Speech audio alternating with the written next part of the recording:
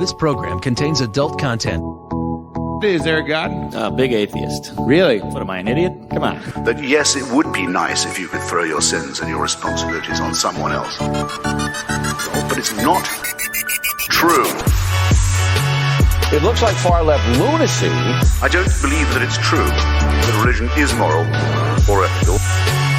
You don't need to follow anybody! It's not human intelligence! If someone doesn't value logical consistency, what logical argument are you going to give them that will demonstrate that they should? Hello and welcome to the Godless Rebelution. Today is Sunday, June 27th. This is episode 339. My name is Dan Ellis.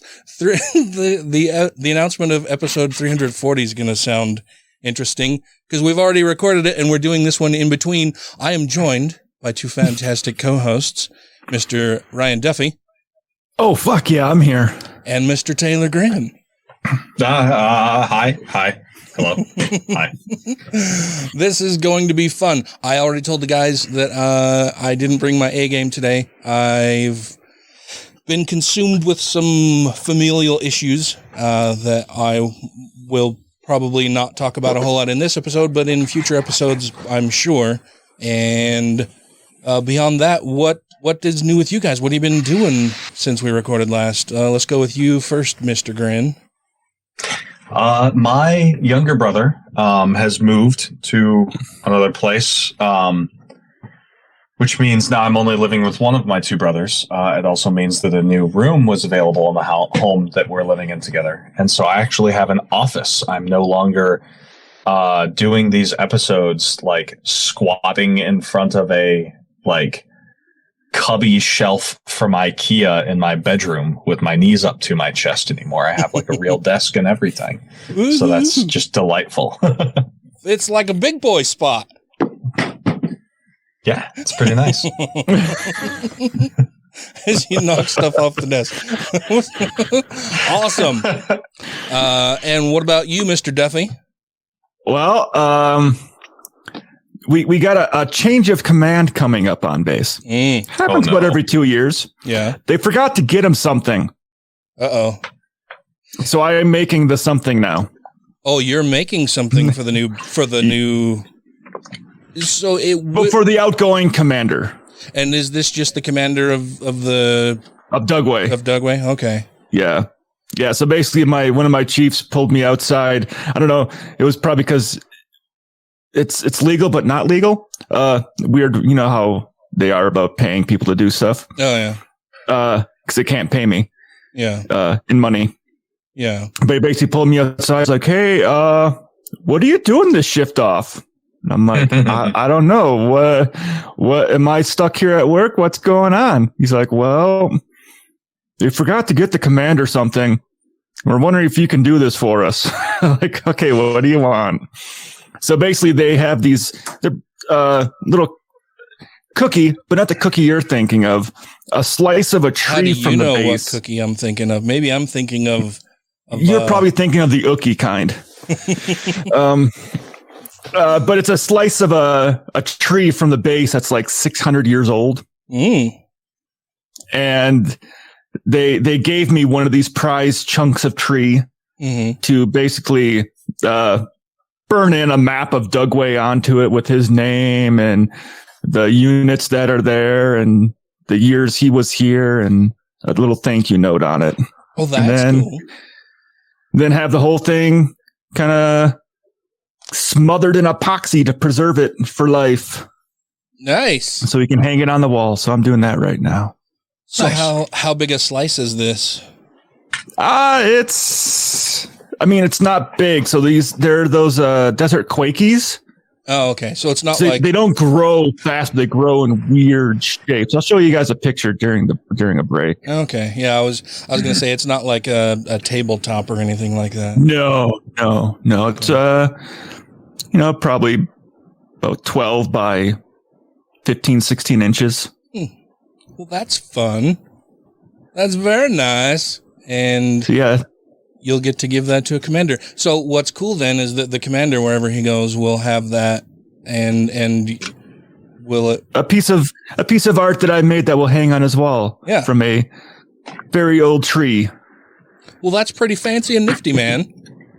So, yep. I'm That's what I'm excited doing. about that. Very cool. I have been doing quite a bit over the last little while.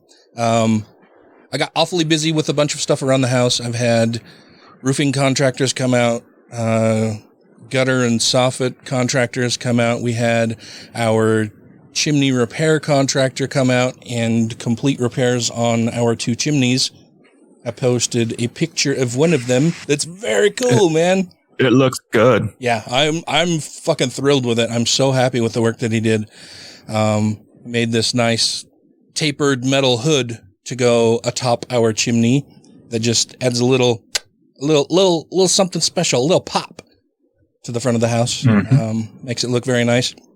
Still been hanging blinds all throughout the house because I had ordered all new blinds for every window, and a couple of them that I have, I've pulled down the old blinds, went to install the new ones, and one of them, one of the top slats was broken during shipping. That's going to be a fucking nightmare to get that replaced, and I've got to wait for, I've got to send the broken one back, wait for a new one, hope that it's not broken.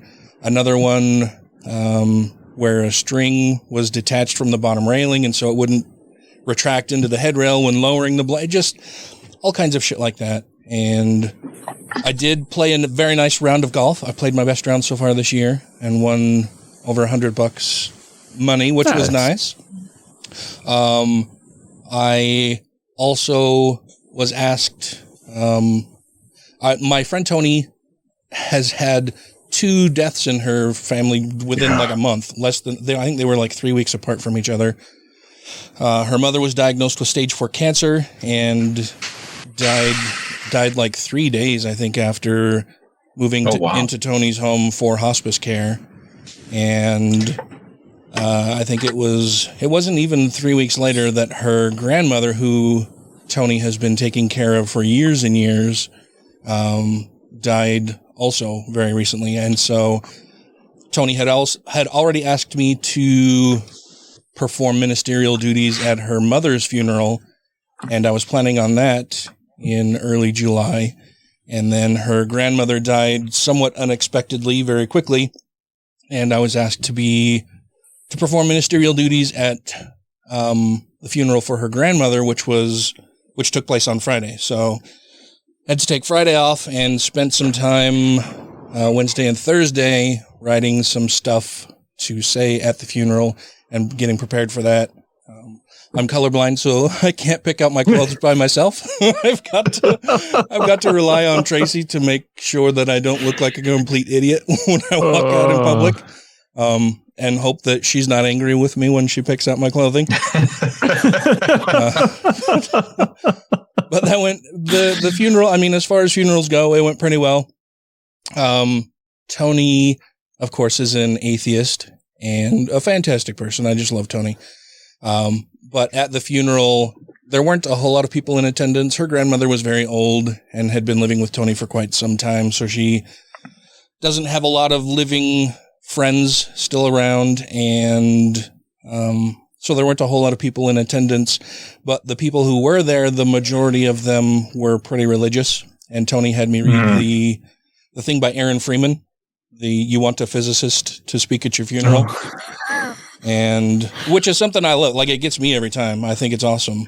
But it didn't seem to go over very well. I did the whole ministerial stuff at the funeral service at the mortuary, welcomed everybody, said a few things about the family and support and love and care, and that everybody, I'm sure, appreciates the people who were in attendance, and for the remembrance of Tony's grandmother's life and everything. And then, there were announced other people would be getting up to the podium to say different things, and then we would be moving things to the cemetery for the interment. And then it was at the cemetery when I used the physicist thing. And I was hoping to have been able to better memorize it before we got there, but I didn't have a whole lot of time to try to memorize it with all of this other shit that's going on as well. So I had to just read it from my phone. And I told everybody ahead of time, like, I'm sorry, I wish I had memorized this so that I could be looking at all of you as I'm saying it, but I'll be staring at my phone instead. But Tracy, standing in the crowd of people and looking around, said that some of the people really liked it, and it was clear that some of them very much did not. And I just, and it struck me like, who the fuck, why is it that religion gets to think that they have say when somebody dies, right? Like, what provides religion this special place and treatment that when somebody dies, you have to appeal to some sense of spirituality or religiosity. You can't just go and celebrate that person and who they were and what they meant to you. You have to defer to superstitious nonsense. Because people are afraid of the void, and religion is the thing that they tell themselves to stave off that fear of nothingness. Yeah, exactly. Yeah. And it's just that we've allowed that to happen. And I think a large part of that is due to the fact that we don't want to be pushy in the face of other people as they're grieving and mourning a loss of somebody that they care deeply about.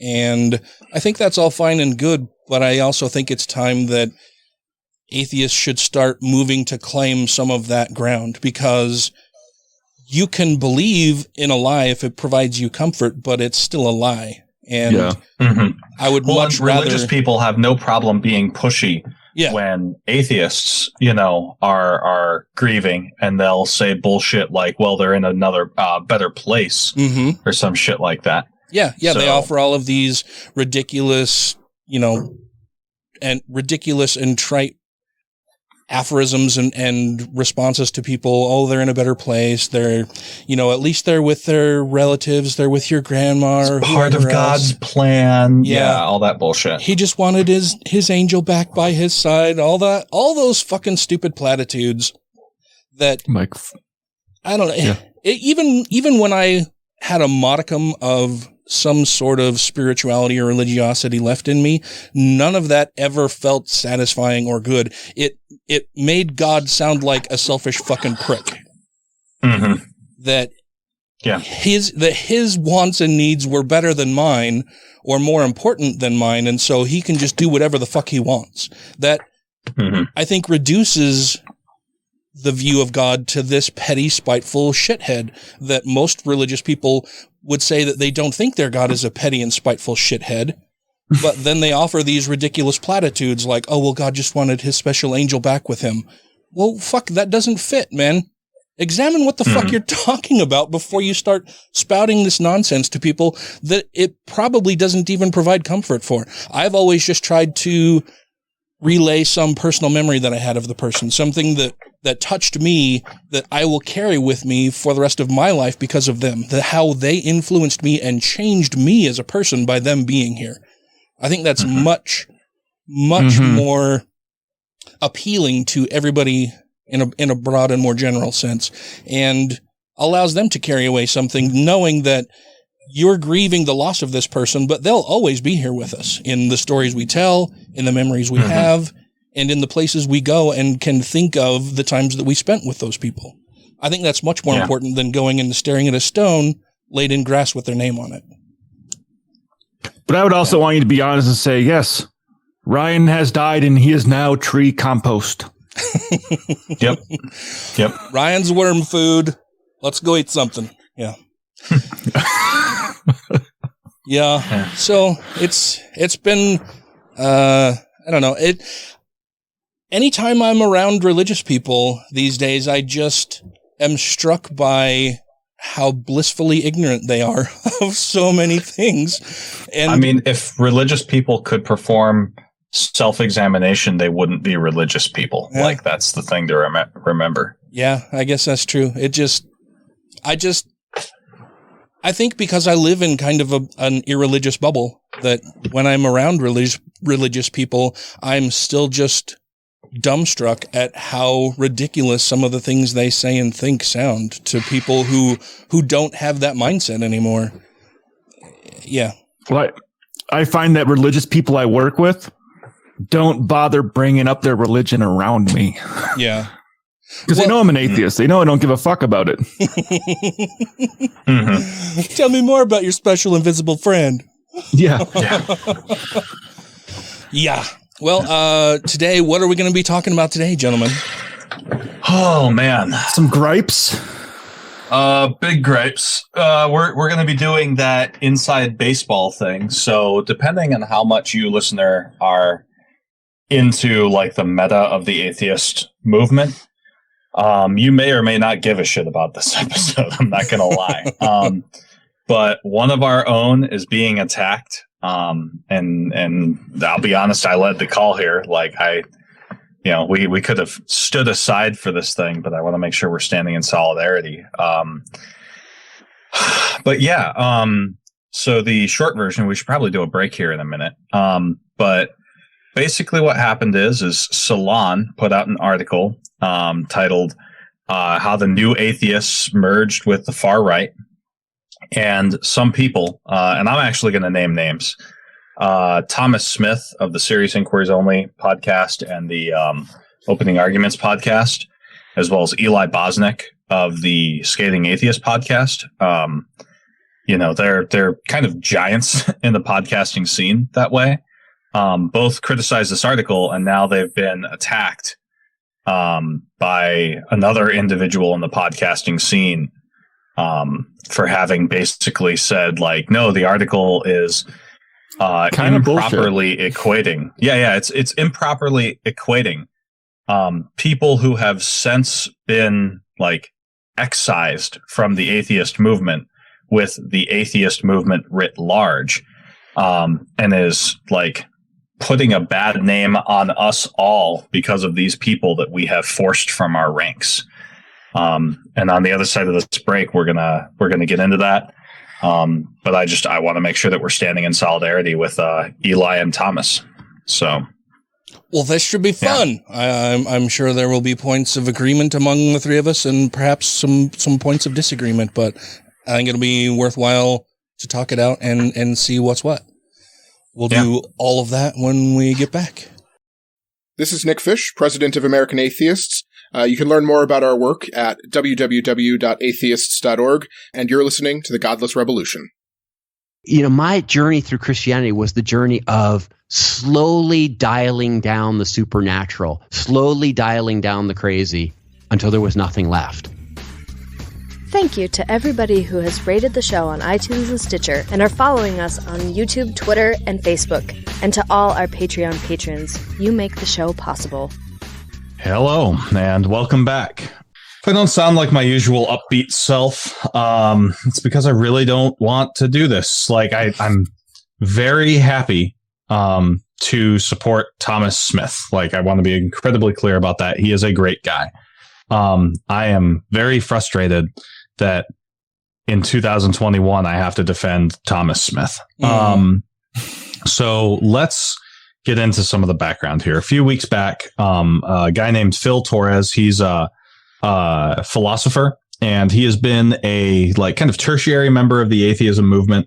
And we're going to be getting into a little bit more detail as to what is the atheist movement.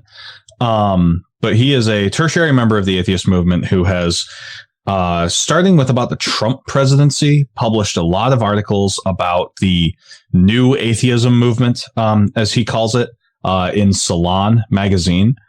Most of these articles have been like hit pieces in some form or another on like early on voices in the new atheist movement. Typically like white men who were either involved in the intellectual dark web or like drew ire from Me Too situations. So people like Steven Pinker, Sam Harris, Michael Shermer, Lawrence Krauss. And like he's made attack pieces on these people who deserve attack pieces. Mm-hmm. However, in this most recent article, entitled How New Atheism Merged with the Far Right, he's basically trying to draw that because these major individuals from New Atheism merged with the far right, that the atheism movement is merging with the far right, and I don't think that could be any further from the truth. So getting into like the meta controversy, after that article was published, Thomas Smith of the Serious Inquiries Only podcast went through and did an episode where he basically said, like, here's the deal. Even though a lot of these guys in particular listed in the article have expressed right-leaning views, the far right is like a particular distinct political ideology, and you can't really describe these guys' views as being far right just because they hold one or two far right views. Following that, an individual named Anya of the Polite Conversations podcast basically tore him an asshole without naming him by name, but directly quoting like almost his entire podcast. Sandra and I sat back and listened to the episode earlier today. And she goes through minute by minute the points that Thomas Smith was making without naming him by name. And she also, in an episode of I Don't Speak German, which is a fantastic anti-fascist website podcast, she also attacked him without referring to him directly and did a lot of like tone policing.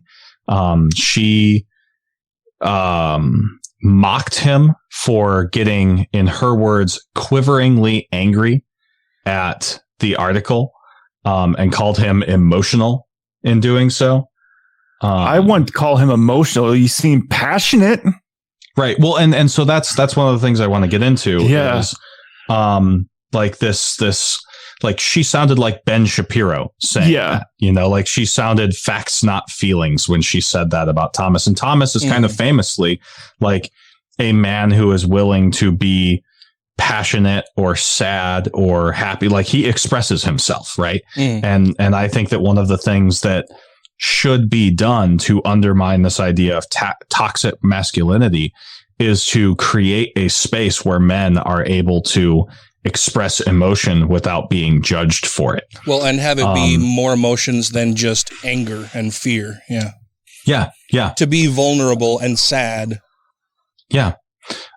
Which I think Thomas Smith has done a very good job of doing. Like historically, he's done a great job of being a man in public spaces who can be vulnerable, you know, especially after he had kids. When he had his kids, you could tell that he was getting to a place in his life where he was a lot more sensitive and vulnerable. And I think it's good for men to have positive role models of men who can be vulnerable. Anyway, so the two of them also got into a spat on Twitter, and I've read parts of it. Following that spat on Twitter, Eli Bosnick over at the Scathing Atheist did a monologue at the beginning of their most recent show.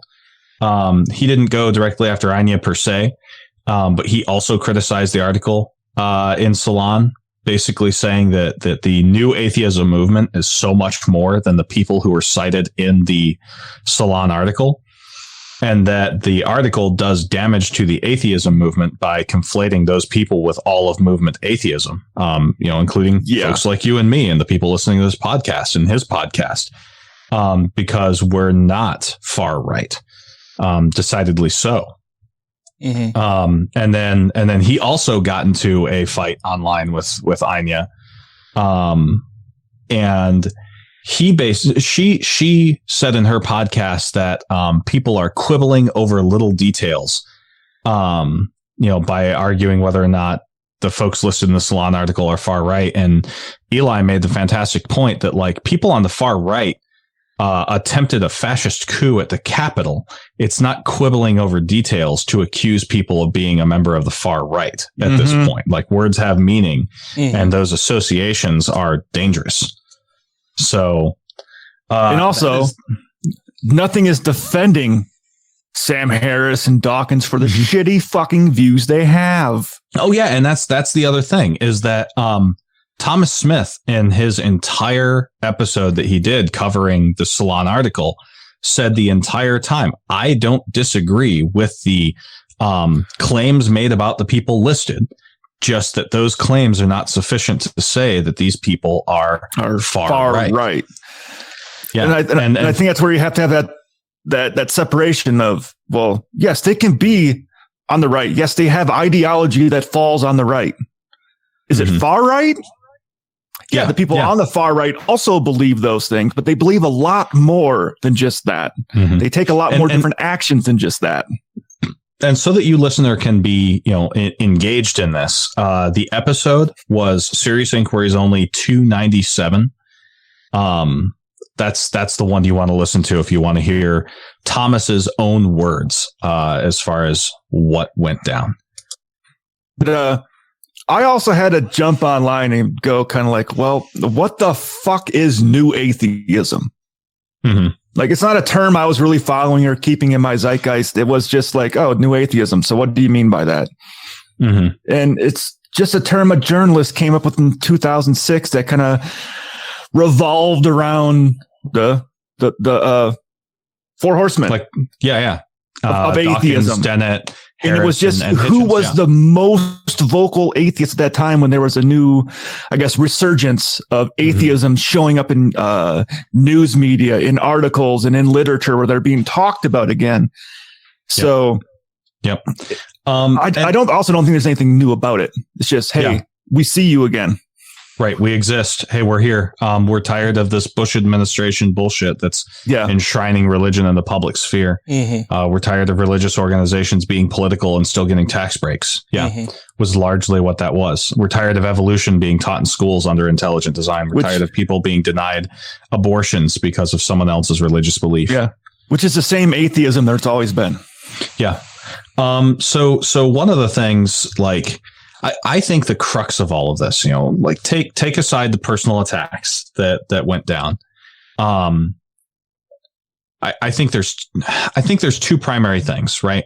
One, and I'm going to deal with this second, is that Thomas Smith has long been a voice for progressive atheism, and fighting against people in the so-called intellectual dark web.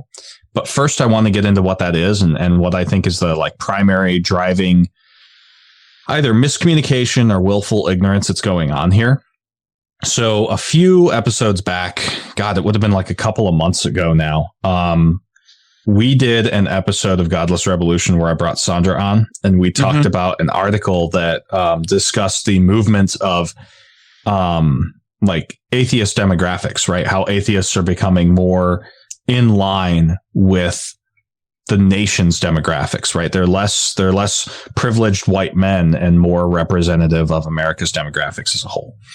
And one of the conclusions that we drew from that, or one of the things that we analyzed out of that, is that people who start atheism movements in countries tend to be privileged and of the ethnic majority and male.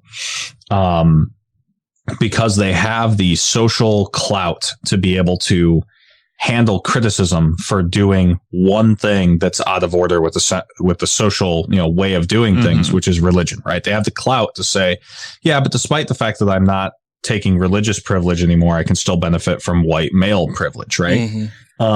Which is absolutely, clearly the case if you look at the Four Horsemen and early members of movement atheism. But something I noticed in real time, because I've been involved in movement atheism since 2008, is that around a time period when things like Elevator Gate were going on, and during the time period when more and more women, people of color, LGBTQ members, aneurotypical folks were starting to get involved in movement atheism, there was a push for a thing called Atheism Plus, which itself was like a secondary thing from something Daniel Dennett was trying to do, where he was trying to change the atheism movement to be called Brights, both of which were largely marketing failures, right? But the idea was Brights Dennett or Dawkins? I thought that was Dawkins. No, I'm almost positive it was Dennett. Okay. I'm 99% sure it was Dennett. Okay. So yeah, the idea being is that it's not merely enough to be an atheist, right? Because all being an atheist is saying no to the question, do you believe that there is a God, right? But we need to stand for something, right? We need to stand for progressive causes and be involved in making the world a better place because of our atheism, fighting the institutions, that are bigoted of religious people, by virtue of our atheism. And I think that combined with the fact that, spaces like podcasting and YouTube are inherently competitive because individuals only spend so many of their man hours a week, or, people hours, whatever, a week, like listening to shows or watching shows. You're always competing for eyes and ears, right? And some of the old white men in the atheist space started realizing that they were losing that airtime to people who were not old white men. And that's when you started seeing like the, Sam Harris's and Steve Pinkers and Michael Shermer start moving in the direction of this intellectual dark web, because they wanted to continue to ride on the coattails of their contrarianism and what they called skepticism, and their privilege, basically. This is when they started going the direction of Ben Shapiro. Mm-hmm. And it's also because they rejected the progressive aims of the atheism plus movement. And it's important, it's really important for me to point out that, I've been calling this shit for a long time. There is a atheist to intellectual dark web to alt-right pipeline, but the people who are on the atheism segment of that pipeline have left movement atheism. Atheists don't invite Sam Harris to conferences anymore. I was probably at the last big speech that Ayaan Hirsi Ali gave at an atheist conference. That's where you and I met, Dan. Yeah. She isn't invited to those things anymore because of the groups that she associates herself with. Dave Silverman was kicked out of the movement loudly. Richard Dawkins had his Humanist of the Year award removed post hoc because of his anti-trans statements. And it's really, really important to note that you can make attack articles on these individuals, but they're not associated with new atheism anymore. Going down the list here, I'm taking just the names in the Salon article. Sam Harris, he's out. He's not in the atheist movement anymore. He doesn't even list his podcast as a religion podcast anymore. Ever since he, rebranded it to Waking Up. Mm-hmm. Michael Shermer ousted, vocally from the atheist movement because of Me Too issues. Lawrence Krauss ousted from Me Too issues. And I want to back up here, just because it's easier to go through it with my notes. I want to point out that every single time that this happened, Thomas Smith did an episode castigating these people, right? When Sam Harris started showing his ass, Serious Inquiries Only, episode 70. Michael Shermer, ousted for Me Too stuff. Serious Inquiries Only, episode 44. Lawrence Krauss, ousted for Me Too stuff. Serious Inquiries Only, episode 126. Richard Dawkins, castigated by the AHA for his anti-trans statements. Episode 287 of Serious Inquiries Only covered this. James Lindsay, right, who was a tertiary member of the movement at best and was involved with Peter Boghossian with his bullshit pay-for-play conceptual penis study that he did, was broken down in detail by Thomas Smith in episode 44 of Serious Inquiries Only, and additionally later on with Lindsay Osterman when he had her on the show more recently. Peter Boghossian, also castigated by Thomas Smith in episode 44. Dave Silverman, episode 210. Steve Pinker, episode 110. Every single one of the people that was listed in that Salon article, Thomas Smith has dedicated an episode to taking them down. Mm-hmm. Yeah, and detailing the specific reasons why they are no longer considered, new atheism movement people anymore. Yeah, and here's the deal. That Salon article doesn't speak to people like Nick Fish, Hemant Mehta, Jason Torpy, folks who are doing good in the atheist movement. Mm-hmm. And like, you wouldn't catch Hemant Mehta dead with Sam Harris now, right? Mm-hmm. So this is not our atheist movement, right? To a degree, these guys are cozying up to what I would say are like the launderers of the alt-right. You know, the intellectual dark web is basically a gateway drug for the alt-right. I've made that argument before. I've meant to flesh it out in greater detail, and it sounds like I'm going to have to now. But like, I have seen data to show that, yes, absolutely. Like, people will tend to go on a pipeline from libertarianism and or atheism into the intellectual dark web and then into the alt-right. It is absolutely a known phenomenon. Dude, but and I have, like, I can't count on all of my fingers and toes the number of people I personally know that I've had a personal relationship with that have followed that exact path out of new atheism.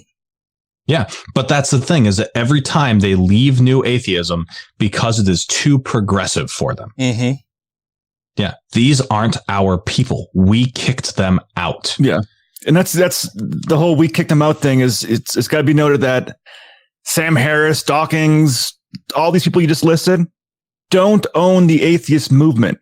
Mm-hmm. It is a community of people, and I would say a vast majority of the community of people want progress in society, want a better world to live in, and we follow that political side of stuff. Yeah, yeah. But it doesn't mean atheism itself doesn't really have a political stance. Mm-hmm. But the people that follow it do, and the numbers of people that follow it, if you kind of go the opposite way with politics, yeah, you're out. This is Danielle Moscato, civil rights activist, trans woman extraordinaire, and public speaker. You are listening to Godless Rebelution, and I hope you enjoy the show. Do miracles happen, after prayers? Yes, they do. They happen exactly as often as miracles would happen if nobody prayed at all. Like, God answers prayers precisely as often as those prayers would be answered if there was no God. If you have questions, comments, concerns, compliments, corrections, criticisms, or concepts for content, contact the show via email at godlessrebelution@gmail.com, by text or voicemail at 330-81-REBEL, or Twitter the Twatter at TGR Podcast. Thank you! And we're back. So getting right back into it, I want to open us up with a quote that Thomas Smith said. The right gets social credit for criticizing the left, and the left gets social credit for criticizing the left. And I think the thing that has made me most upset about this whole situation is hearing Anya talk about how atheists are the atheists she accuses of being on the far right are attacking minorities. And I think that she forgets that atheists are a minority, and straight white men in the atheist movement definitely benefit from privilege. But the reason why the atheism movement, the reason why the new atheists existed, is because atheists are a minority. They are discriminated against. In frequent Pew polls, atheists are seen as less socially accepted than Muslims or Christians or Jews. There are some polls that have shown that people trust atheists less than convicted pedophiles. Mm-hmm. There is considerable public opinion against atheists, and movement atheism exists to increase acceptance of atheism, to reduce discrimination against atheists, and to break down the institutional bigotry of Christianity in America and other religions elsewhere. And around the world, like if you're in Saudi Arabia, you want to break down the institutional power of Islam. If you're in Myanmar, you probably want to break down the institutional power of Buddhists, right? Which you would normally think, oh yeah, peaceful Buddhists, except for they're committing genocide against Muslims and, in the Rohingya, right? Mm-hmm. So our movement exists in order to undermine power structures that harm people. And it's really pissing me off that there are people predominantly from the left, but also on the right, who would rather break down the internals of the movement than try and find ways to fix it. Eli pointed out in his diatribe that, these are people who aren't looking to get their hands in the mud and help. They're just waiting until the perfect movement comes along with no assholes. And in the meantime, they'll just criticize the shit out of whatever exists. Mm-hmm. We got to fucking stop that shit, man. Like the Christians don't criticize each other, right? Republicans do not criticize each other, and they are destroying our country because they understand that they can fight each other once they've eliminated the competition. And we need to realize that, like, we can get involved in cat fights once we've secured equal rights for people in our movement and other movements like the LGBTQ movement, which the atheism movement has, tied itself quite closely. Mm-hmm. That's what I got. What do you guys think? Well, like, and I was just going to say real quick, and we should probably address what would possibly be viewed as ironic in saying that we need to stop attacking each other in addressing this and going over some of the comments and things that Ina has done throughout this, mm-hmm. right? Like, yeah, it's one thing to point out the harms that you're doing for a cause that you ostensibly or purportedly support, and another to criticize you for doing that when what you're doing is actually harming the thing that you're working to help. Yeah. And you're right. Like, we would otherwise seem like hypocrites that way. Yeah. But we're identifying a problem within our own movement and offering a solution. Yeah. Yeah. And that's kind of where I was kind of going a little bit too, was, I talked about when we're on our little break, but we are a community. It's a community driven type thing with atheism. If you have a problem with I don't know how to say it. If you don't think there's enough trans people and you're trans and you're in the community, instead of complaining about it, be like, hey, I can try to use my trans voice to get more people involved. If someone's looking for that trans voice, that trans look, or that gay person or whatever, wherever you fall on the spectrum, if you don't think there's enough people out there, you don't want to listen to three white guys, guess what? We did this and we started this whole podcast without knowing what the fuck we were doing. Well, let's not pretend that we know what we're doing now.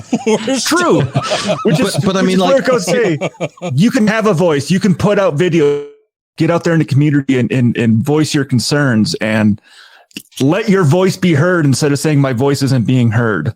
Mm-hmm. And you know what? Like, I will use my, bi, male, white privilege to help you, right? If you are a trans voice, if you are a person of color voice, if you are anyone whom the system discriminates against, right? And you are trying to get your voice out there, like, I am with you, right? I will utilize my privilege to offer you support. And I'm not saying that in terms of like white saviorism. I'm saying that, like, as long as these institutions exist, it is my obligation to use that institution to the benefit of people who don't benefit from that institution. I, as a large white cishet male, can move more easily in circles where the predominant membership is other large white cishet males and tell them what they're doing is fucking up. And point out to them how they are harming people around them who they care about, who may not also be large white cishet males. Right. So I don't know, man. Like, this whole situation is frustrating. I don't want to kick a hornet's nest. I can't put myself in anyone else's mind, right? But it certainly looks like this person acquires more viewership by way of stirring up controversy. And so in a way, I'm almost nervous that we're contributing to that controversy being stirred up. Mm-hmm. But I do think that it's more valuable, than the risk to make sure that we're showing support to people who have been long-standing, like, good actors within our community. Thomas Smith I don't think the political ideas of the actual atheist community has changed. There are just people that had a large voice in the atheist community that have drifted away. They're not part of that community anymore. Yeah, like there's somebody close to me who, where he isn't apolitical, he borders on like that sort of Ben Shapiro right. Despite my best efforts to convince him otherwise. And he knows next to nothing of the atheist community. But he does know of Thomas Smith from his debate with Sargon of Akkad, right? Which took place in what, 2015, 2016? It's been a while. I mean, yeah, he's been a long-standing advocate against that intellectual dark web pipeline. And to try and argue that he's defending those people when what he's really doing is defending the atheist movement on the whole, is a misrepresentation of his character, borderline on like willful. You know, you have to deliberately be avoiding talking about the things that he's done in the past to try and assume bad faith on his behalf now. Oh, well, and that's the other thing too, is that none of what he said was given any bit of a charitable view whatsoever, which makes it all the more frustrating and angering when he's worked his fucking ass off in support of marginalized groups to then turn around and attack him for still doing what he does and sticking up for marginalized groups and claiming that, you know, these people who you say are the new atheism movement are no longer in the movement, and new atheism does not want these people, and for calling them out consistently and then saying that, oh, well, he's just buying into this whole thing that, oh, he's defending Sam Harris and he's defending Peter Boghossian, and that's not at all what fucking happened. It was a deliberate misrepresentation of what he said that I think was most frustrating and really pissed me off. Which is why I only got about 20 minutes into that podcast and was like, I can't fucking listen to this anymore. I'm fucking done. I think I even texted Taylor. I'm like, do the reading, I'm done with this. I'm like, I'm sorry. I forced myself through that shit.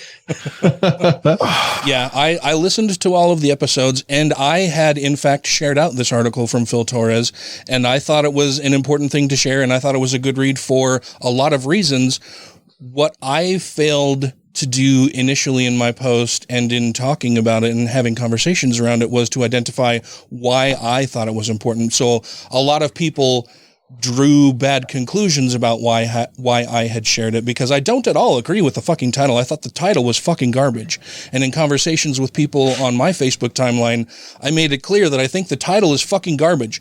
The contents of the article I thought were important because for a lot of people that I know within the atheist movement and people who follow a lot of the people who were named in that article, most of them don't have a good grasp of a lot of the things that a lot of the problematic things that these people have done in their past. And what the article did that was great was provide links and kind of a timeline and all of the problems, or not all of the problems, but a lot of the problems associated with those big names, and gives you more information about some of their history and why they are not in the new atheist movement anymore.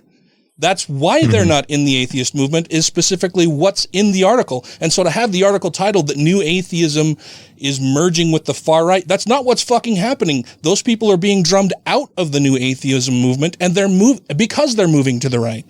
That's why the title was such shit. Finding a new home in the far right. Yeah. And that's why the title was such shit. And I argued with a few people about it, and they kept quibbling about the title, and I had to point out a couple times, look, I understand the title is shit. What in the article specifically do you have a problem with? And it was me arguing with a couple people that I know.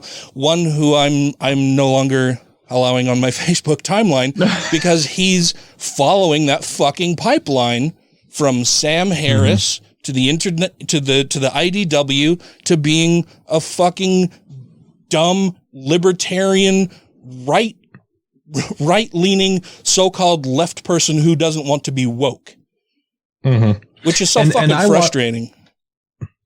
There's something here that I want to highlight, right? Because as we do this episode, it's probably going to draw more attention to us than we normally get. And like, I'm willing to bet that if you dig through my old Twitter or Facebook, you'll find me expressing some views that are like IDW, right? Because I was on that path leading up to like 2014, 2015 time period. And it is almost entirely because of things that you, Dan, have said, like especially with trans issues, and arguments made by Thomas Smith and Eli Bosnick, like in particular, that drew me off that path. And for every atheist who went from like the angry white man atheist to the intellectual dark web, there are some of us, myself included, who did not follow that pipeline and instead took off ramps and are now advocates for progressivism within atheism. And like, I'm not trying to pat myself on the back. I'm saying these people who have left movement atheism to join the IDW could have been different and failed to, right? They could have been better people and failed to be better people. And for anybody who might be listening, who might have frustrations with so-called wokeism, like, let me tell you, as someone who once did, like it's better on this side, you know, like you can be an angry rage monster all the time with people like Sam Harris and Ben Shapiro. Or you can be on the side that wants to be tolerant of everyone. And what you said just now, I think is fantastic, but it also highlighted for me why I got so angry with Ina's shows and her take on this, because she's trying to destroy that fucking off-ramp. She's trying to take down that off-ramp of Thomas Smith being able to help lead people away from the IDW and all of the inherent bullshit that comes with that. And she's fucking taking that down brick by brick to make sure that people stay on that same fucking path or have to agree with everything she says wholesale. And that's hugely problematic by itself. And we have to attack the right, but we have to leave enough pressure relief for people to get out of the right. Yeah. And the fact that she's doing this for what appears to be largely just notoriety and to get her name out there is really, really fucking problematic. Clickbait? And it's a detriment to the cause. Yeah. I think she should, if she is in fact interested in advancing knowledge and providing an off-ramp for people who may be headed in the directions that she claims to have a problem with, maybe not destroy those fucking off-ramps. Stop for a minute, take a beat, and examine what the fuck you've been doing. Because there's a lot of things that she says that I wholeheartedly agree with. A lot of the stuff she says about Sam Harris, fucking right on the money, man. Absolutely hit the nail on the head. But aiming her fire and ire at Thomas Smith, so horribly fucking misguided, man. I wish I had more time to prepare better for this, but other circumstances disallowed me from doing that. But yeah, I'm glad that you wanted to do this episode because it was really, really frustrating. Yeah. I mean, I owe the person I am today that I am not a Ben Shapiro type, because I absolutely would have been a Ben Shapiro type to Thomas Smith, Eli Bosnick, to you, to a few other members of the movement. And another one probably being Cecil on Cogdis. I very much would have ended up on that pipeline had it not been for people who said, now hang on a second, like we need to criticize these members within our movement, and say that's not the way to go about doing these things. This is not actually a skeptical position. This is not actually an intellectually honest position, with regards to the stupid shit that people like Sam Harris have said. But then to say, hey, there's room for you in this movement if you want to, to use a Star Wars term, turn away from the dark side. Right. We can't be so rabid that if somebody turns away from the dark side, that they just get attacked the moment that they try and, show up on our shore. Mm-hmm. Right. Yeah. Yep. Very well said. We've run out of time for this episode. Thank you guys very much for doing this.